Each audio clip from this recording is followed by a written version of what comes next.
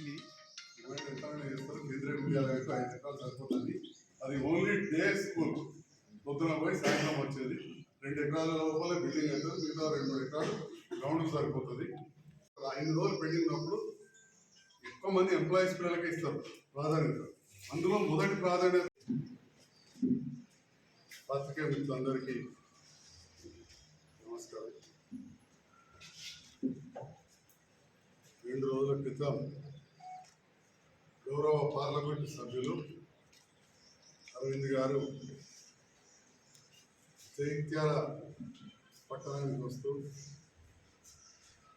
చెలిగల్ ఫామ్గా పిలువబడే వాలంతరి సందర్శించి అక్కడి నుండి జగిత్యాలకు వచ్చి ప్రెస్ మీట్ ఏర్పాటు చేసి అందులో జగిత్యాల జిల్లా కేంద్రానికి వచ్చిన కేంద్రీయ విద్యాలయాన్ని స్థల సేకరణలో ఎమ్మెల్యే గారు మంచిగా ఇస్తలేరు, దానికి బదులుగా వేరే చోట్లలో నాకున్న భూమి అంతరంగం కాదు, అంతరంగం ఆయన తోట దగ్గర చూపెట్టారు, ఇంకొక దగ్గర చూపెట్టుకుంటా కాలయాపన చేస్తున్నారు. వారు వాలంతరికి సంబంధించిన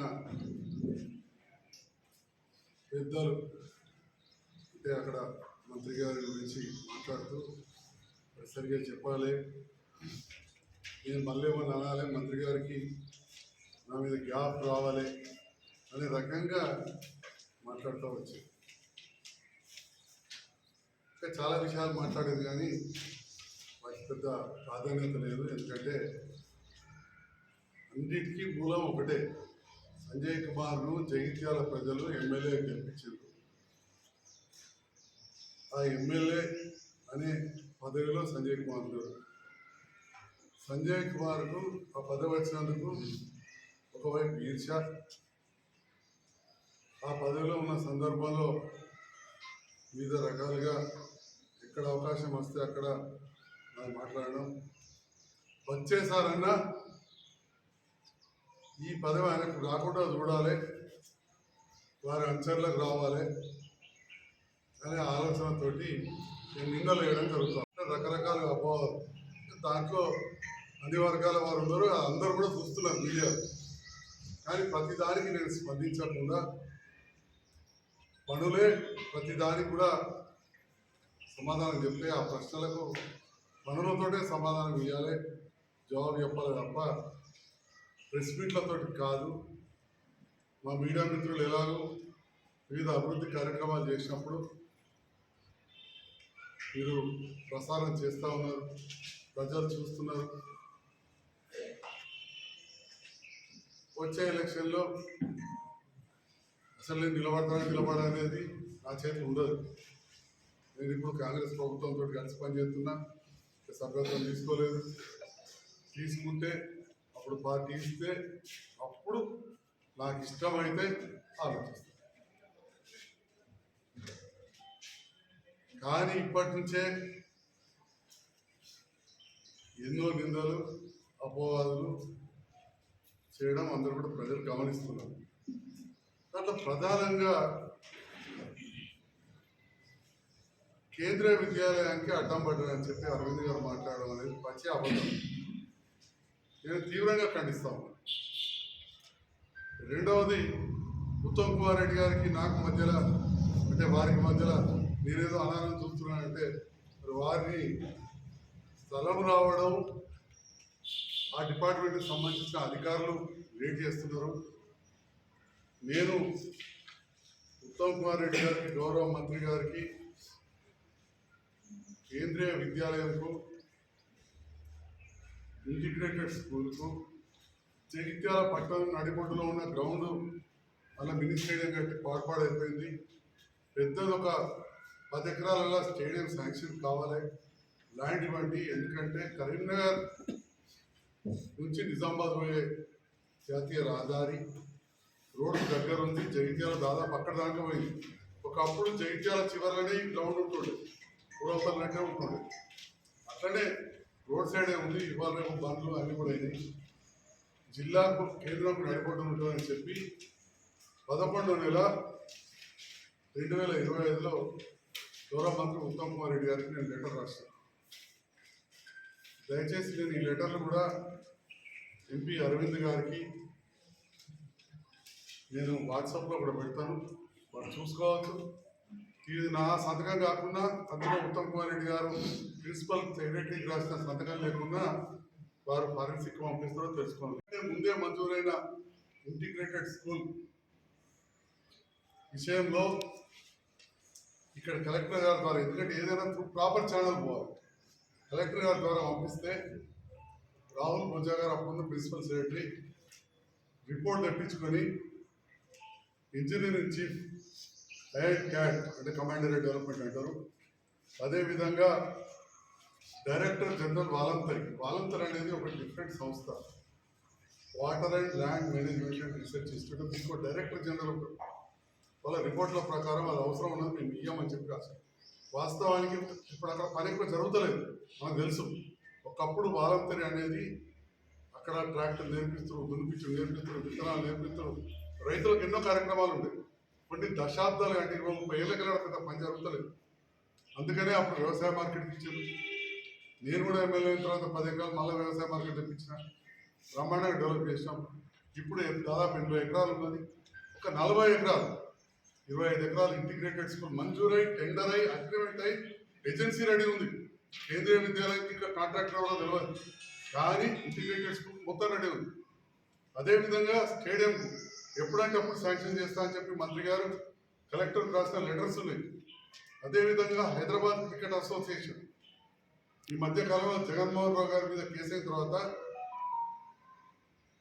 మన ఉమ్మడి జిల్లా పెద్దపల్లి జిల్లా మేడారకు సంబంధించిన పెద్దలు రిటైర్డ్ చంద్రబాబు గారి సీఎంఓ దాన్ని కూడా మేము ఫేస్బుక్లో పెట్టినాం. ఈ ఫోటో ఒక 50 రోడ్డు వచ్చింది, కింద కేంద్రీయ విద్యాలయం ప్రధాన పత్రికలో వచ్చింది, మీరు చూసుకోవచ్చు. అదేవిధంగా అడ్లూరు లక్ష్మణ్ కుమార్ గారు గౌరవ మంత్రివర్యులు, ఎందుకంటే జిల్లాకు వారి పిల్ల మరి కొంత ఫైల్ కదులుతలేదు.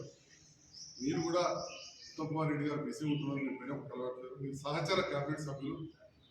జగిత్యాలకు కేంద్రీయ విద్యాలయం వచ్చింది, ఇంటిగ్రేటెడ్ స్కూల్ వచ్చింది, స్టేడియం పెట్టడానికి నిధులు వస్తున్నాయి, కానీ స్థలం ఇబ్బంది అవుతుంది. మల్లెక్కనో గుట్టలలో తీసుకుపోయి నర్సింగాపూర్ గుట్టలలో, హనుమాజ్పేట గుట్టలలో ఎక్కడో పెడితే బాగుంటుందని చెప్పి జనవరి 13 తారీఖు నాడు గౌరవ మంత్రివర్యులు లక్ష్మణ్ కుమార్ గారు కూడా కలిసినాం. ఇవన్నీ కూడా నా ఫేస్బుక్లో ఉన్నాయి, వారి ఫేస్బుక్లలో, ఇవాళ ఇన్స్టాగ్రామ్ సోషల్ మీడియాలో దాస్తే దాగేది కాదు. చిన్న మాట ఏది మాట్లాడినా ప్రపంచం ముందు ఉండిపోతున్నది, నిలిచిపోతున్నది.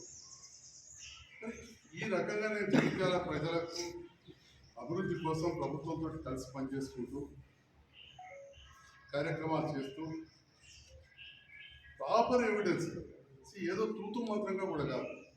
ఏదైతే కమిషనర్ కేంద్రీయ విద్యాలయం నుంచి లెటర్ కలెక్టర్ గారికి వచ్చిన తర్వాత కలెక్టర్ గారు ఈ విషయాన్ని తమదే కేంద్రీయ విద్యాలయం ఇచ్చినామని చెప్పి ఎంపీ గారు చెప్పారు. ఎంపీ గారు నేను కూడా కలిసి కోరినాను, నవోదయం అని యాక్చువల్గా నవోదయం అని కొరట్లకు ఇచ్చారు. కొరట్ల కాడ రెవెన్యూ లైన్ ఉంది, ఇది ఈజీగా అయిపోయింది. ఇక్కడ ఉంది కానీ గుట్టలో ఉంది, అక్కడ పెద్ద గుంటాడు. సో ఇక్కడ లేకపోవడంలో కొంత ఇబ్బంది, ఇరిగేషన్ ట్రై చేస్తూ ప్రాపర్గా కలెక్టర్ గారు ఆర్డీఓకు 9/12 నాడు లెటర్ అడిగారు. 9/12 తర్వాత చెలిగల్ ఫామ్ది ఏదో ల్యాండ్ అంటే ల్యాండ్ కాదు, మ్యాప్ తోటి సర్వే చేయించి 5 సర్వే నెంబర్లలో కలిపి, యాక్చువల్గా 4 సర్వే నెంబర్లు ఎక్కువ, ఒక సర్వే నెంబర్ ఒకటే ఉంటాం, కలిపి 5 ఎకరాలు మనం చెలిగల్లో మ్యాప్తో సహా చేసి పంపడం జరిగింది. 695, 96, 97లో 702లో ఎక్కువ, 650లో ఒక గుంట. Survey number 695, 96, 97, 702 చెలిగల్ form. 5 ఎకరాలు మంచి ప్లేన్ ల్యాండ్ ఈ స్కూల్ కోసం సర్వే చేసి ఇవన్నీ చేసి ఇరిగేషన్ స్పెషల్ చీఫ్ సెక్రటరీ గారికి పంపి అనుమతి కోసం కోరడం. అదేవిధంగా గౌరవ మంత్రివర్యులు ఉత్తమ్ కుమార్ రెడ్డి గారు కోరిన, గౌరవ ముఖ్యమంత్రి గారు కూడా కోరినాం. మీరందరూ కూడా చూసిండ్రు యావర్ రోడ్ విషయంలో. అదేవిధంగా వాలంటరీ స్థలాన్ని ఇస్తామని చెప్పి ముఖ్యమంత్రి గారు మన మున్సిపల్ ఎలక్షన్ సందర్భం కూడా కొన్నిసార్లు కొన్ని పనులు జాప్యం అవుతాయి. మళ్ళీ అనొచ్చు, మరి ఇవన్నీ కోరినావు, ఈ పనులు అయితే లేవు, నువ్వు పనుల కోసం పోయినా అని చెప్పి ఇక మళ్ళీ రేపు ప్రెస్ మీట్ మొదలు పెట్టవచ్చు. ఉన్నారు కదా, వాళ్ళు చెప్పారు కదా, చాలా తెలియగల వారు, చాలా సంతోషం. అందరికీ తెలివి ఉంటుంది, ఉన్నదని ఎవరు అంటాం. ఏది పడితే అది మాట్లాడచ్చు. దానికి ట్యాక్స్ ఉందా, ఏమైనా ఉందా, మన ఇష్టం. నోరు వచ్చింది కదా మాట్లాడచ్చు. చాలాసార్లు చాలా మాట్లాడారు. మాట్లాడిన ప్రతిదానికి జవాబు ఇవ్వం. ఇవ్వాలంటే నేను ఇవ్వచ్చు. నా పక్కన కూడా మా మహిళా సోదరి మనులు ఉన్నారు, యువత ఉన్నది. వారన్నట్టు వారు సామాజిక వర్గాల వారు ఉన్నారు. కులాలు మతాల పేరు మీద ఈ దేశాన్ని నడుపుతామంటే నడవదు. కులాల మతాల పేరు మీద నడిపే ఆలోచన చేయండి. ఇవాళ జగిత్యాల ప్రాంత అభివృద్ధికి చేస్తే ఈ మాటలు అన్నారు. నేను అడుగుతా ఉన్నా, మరి మీ ద్వారా గౌరవ ఎంపీ గారి ద్వారా గిరిజన శాఖ కేంద్ర మంత్రి జోలవరం గారి కావచ్చు, సహాయ మంత్రి గారు కలిసి ఆర్టికల్ 275 కింద తెలంగాణ రాష్ట్రానికి గిరిజనులకు హక్కుగా కింద రావాల్సిన నిధులు ఇవ్వమని అడిగినాం. మీరే సహకరించి తీసుకెళ్ళారు.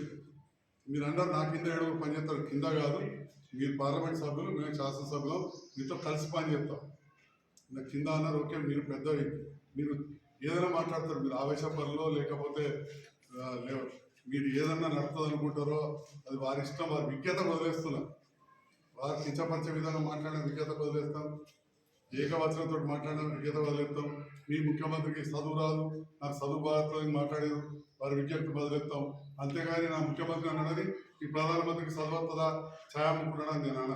ప్రధానమంత్రిని గౌరవించుకుంటాం మేము. అట్లనే మరి మీ ద్వారా నేను గిరిజన శాఖ మంత్రి గారి దగ్గరికి వెళ్ళాను.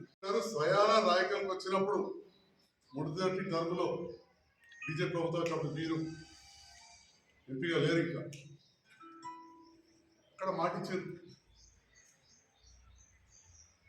అదేవిధంగా రోడ్ల మంత్రిని కలిసాం. నేను మరి గౌరవ ఎంపీ గారికి రాతపూర్వకంగా వినియోగించాను. అనంతరం కడ బ్రిడ్జ్ జాతీయ రహదారి ఇబ్బంది అవుతుంది, బ్రిడ్జ్ మంజూరు చేయమని అడిగాం. గౌరవ ఎంపీ గారు కూడా లెటర్ పెట్టారు.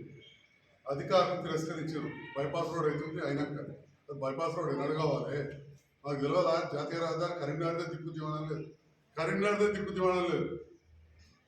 మరి తాటిపల్లికి వెళ్ళి రాజాల దగ్గర మన జగిత్యాలని ఇప్పుడైతే ముఖపల్లి దానికి విషయం. మరి ఆలోచన చేయాలి. మరి ఎందుకైతే లేదు? మీ అసమర్థత అందామా, లేకపోతే మీరు పని చేస్తలేరా అన్న. నేనంటే వారిని నిన్ను వచ్చుకుంటాను. నాకేమో అట్లా కిచ్చపరిచే విధంగా మాట్లాడడం అలవాట్లేదు. అందుకని నేను ఎన్నడూ కూడా ప్రెస్ మీట్లు పెట్టి ఏమేమి ఎంపీ గారికి అయితేనే లేదు, పని కాదు అని అన్నాను. ఎప్పుడైనా పని చేసినప్పుడు అవుతుంది. ఇక్కడ చలిగల్ దగ్గర కేంద్రీయ విద్యాలయం గురించి ఇంత మాట్లాడింది కదా. చలిగల్ ఊరు దాటాలంటే దాటని పరిస్థితి వర్షాకాలంలో. ఇవాళ జాతీయ రహదారి అండి, మన జగిత్యాల నిర్మల్ జాతీయ రహదారి. మంచి ఓట్లు కూడా వచ్చాయి అక్కడ. సిగరాబాద్ అక్కడ పరిస్థితి ఏంది, ఎవరు కొట్టుకోపోతారో తెలియదు. అది జాతీయ రహదారే కదా, నేను లెటర్ ఇవ్వలేదా? ఇది అంటుంటా చూడండి, వాట్సాప్ కూడా పెట్టాం. మీ పిఏ గారి దగ్గర కూడా ఉంది. రాయకల్ నుంచి ఇటుకల అతి ముఖ్యమైన గ్రామం. బ్రిడ్జ్ పరిస్థితి ఏం దాటొస్తుందా? ఎందుకు చేయాలి అంటే నేను ఇట్లనే మీరు పనిచేస్తలేరు, మీకు మీ మంత్రి నాడు ఇట్లా మాట్లాడాలా? అది సభ పైన మీరు ఒక ప్రజాప్రతినిధి అంటే ఉన్న నిధులను కొత్త చేసుకుంటారు. చాలా సంతోషం. కేంద్రీయ విద్యాలయం ఇచ్చింది. కొన్ని రకాలుగా ఆగిపోతున్నాయి. నిరంతరం ప్రయత్నం చేస్తూ ఉన్నాం. లేట్ అవుతుంది, నేను కూడా బాధపడుతున్నా. అందుకే అధికారులకు చేసినాం, గౌరవ మంత్రి గారు కలిసినాం, జిల్లా మంత్రి గారు కలిసినాం. ఒక 4 సార్లు మాట్లాడినాం. మంత్రి గారు కూడా తప్పగా చేస్తా అంటున్నాం. లక్ష్మణ్ కోర్ గారితో మాట్లాడినా, ముఖ్యమంత్రి గారు కొన్నిసార్లు లేట్ అవుతాయి. మరి అయితే లేదా అనంతరం పెట్టి ఎన్నేళ్ళే అది జాతీయ రహదారి జగదల్పూర్ నిజామాబాద్ ఎందుకు చేస్తలేరు అనంతరం ఫ్రెండ్స్? ఎన్ని యాక్సిడెంట్లు అయినాయి, ఎంతమంది చనిపోయింది? ఇంకా అన్ని అనుకున్న షెడ్యూల్ ప్రకారం జరిగితే జరిగిపోయింది 2 సంవత్సరాల 3 నెలలు, జరగాల్సింది 2 సంవత్సరాల 9 నెలలు. ఇప్పటి నుంచే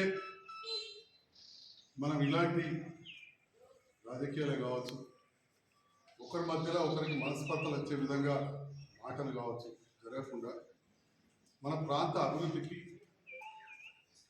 కలిసి పనిచేద్దాం. ఒక శాసనసభ్యునిగా ఇది కూడా గతంలో అన్నారు డాక్టర్ గారు ఎమ్మెల్యే అతను మంచిగా కోఆర్డినేట్ చేసుకుంటారు. ఇప్పటికి కూడా నేను ఈ సహకారం కోరుతున్నా. ఇంకా ఇవన్నీ కూడా చేయండి. ఇంకా కేంద్రం ద్వారా ఏ రకంగా మా మైనారిటీలకు కావచ్చు, గిరిజనులకు కావచ్చు, దళితులకు కావచ్చు, రైతులకు కావచ్చు, వివిధ వర్గాలకు విద్య, వైద్యం అన్నిటికి సంబంధించిన నిధులు పెద్ద మొత్తంలో జగిత్యాల నియోజకవర్గానికి ఇవ్వండి. మిమ్మల్ని గౌరవించుకుంటాం. అందులో ఎక్కడ కూడా తగ్గే ముచ్చటనే లేదు. కానీ విద్యాలయం మంజూరు చేస్తే దానిపైన శ్రద్ధ పెట్టలేదని మాట్లాడడం బాధాకరం అని చెప్పి ఈ సందర్భంగా తెలియజేస్తూ జగిత్యాల ప్రజలకు మరొకసారి విజ్ఞప్తి చేస్తా ఉన్నా.